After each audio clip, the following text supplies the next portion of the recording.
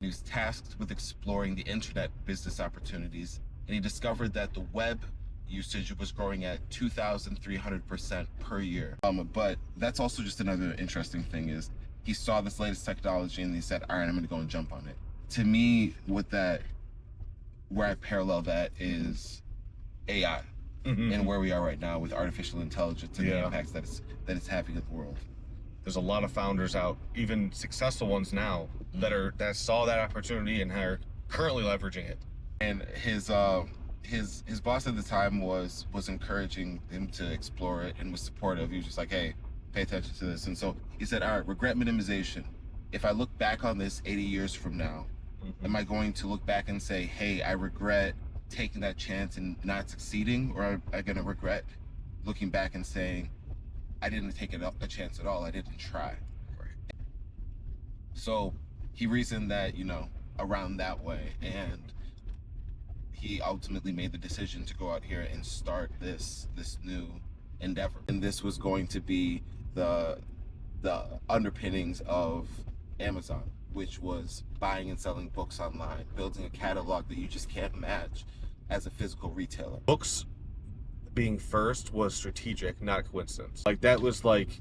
There's a lot of strategy there. Digital reference point, like a digital store, can do that. And so yeah, this is a perfect example to digitize this, and that's why they started with books. Ideas are easy, and execution is worship. That's the main thing. And so recognizing it was one thing, pulling it off was another thing. Parlaying it into what we see today was a whole other thing. Amazon Marketplace started in 2000, and this is where they started to allow third-party sellers on the platform, which was counterintuitive for the time. People were saying, why are you inviting your competitors onto your site? And his reasoning was, if someone else had a better price or selection, the customer should first find it on Amazon. But this is what basically enabled the flywheel. And in a meeting with business author Jim Collins, he wrote Good to Great. Bezos sketched out the Amazon flywheel on a napkin, and he talked about how lower prices attract more customers attract more sellers increase selection, more selection improves customer experience, better experience drives more traffic lowers per unit costs, lower costs enable lower prices, and the wheel keeps spinning. And this self-reinforcing loop became the strategic engine of everything that we see on Amazon today. I don't think it's their only strategic play. They were very ruthless in the way that they allowed these third-party retailers to operate on their own turf. But to even have that vision and that infrastructure of, hey, we need this flywheel, it's going to work this way, and then we can attack it where the bottlenecks are, I think is a very smart way to look at your business. I mean, we went through a lot of the Amazon marketplace in terms of books, but even with the books, right, there was what I would consider very ruthless business practices where, you're selling a book, I know that your competitor has this for cheaper, and so what can I do as a digital marketplace? I can downgrade your link and upgrade your competitor's link. I can do things that are, they're cutting into that margin, because that's how I know I can bring people back to my site and to order more things. There's a really classic example is people would go into bookstores, browse a selection, find the book they wanted, then go home and order it on Amazon just because it would be a little bit cheaper and they wouldn't have to pay the sales tax. It's this relentless customer obsession. And he would say, not customer focus, not customer, not customer focus, but obsession. He was not customer experience, customer obsession. And that could be seen as a way to justify some of his tactics. One thing that I know is that in that statement, there is the idea that if you have a large margin, we're going to come for that, because we're not, it's an opportunity, and we keep thin margins to keep people out of this space. Right. And so it's something to consider, where if you are, and I say this for the discussion point is if you are pocketing more than you actually need, there's somebody watching and saying, oh, I might be able to deliver a better experience for cheaper, and I'm going to come for that. And are you ready for that? I'm worried about the customer. And that allows him, as he's talked about, the ability to enter markets earlier because he's looking at customer need.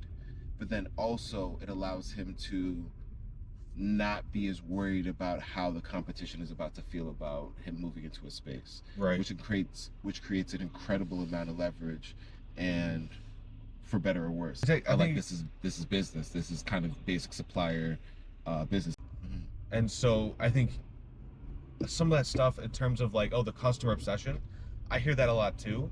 I am curious how much of that is, like you said, justification for what he's done, and then like who's actually impacted. If I was a business owner and you're cutting into my margins, that I would take that a certain type of way, versus if I'm an Amazon employee having to pee in a bucket because I can't make my time, and it's like, oh no, like you can sacrifice because we're all about the customer.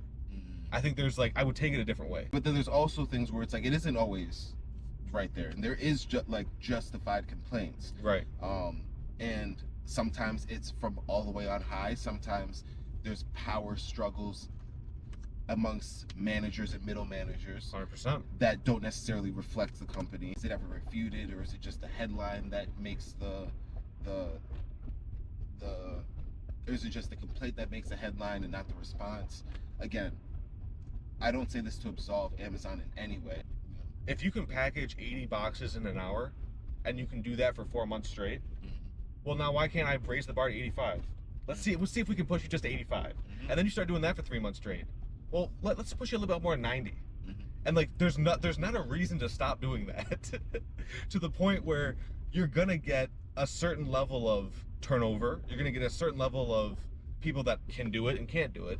And so it's just like a really interesting business model where I feel like that kind of abuse of maybe not abuse, I would say, but like the working conditions don't always favor the employee. A couple of things that come to mind is, one, I believe that you're accepting an offer from a company that is making an offer in its best interest. So this is, I mean, again, we are building products around this because it's come to a point where some of these companies are like, we don't even have to make this offer anymore because we have tools right now that enable us to do way more. And so now you're not even getting the chance to complain to us because we don't need that. Yeah, well, hire a robot. Right? And so that's where we're starting to push people to say, hey, go out here, explore what's out there, Constance.com.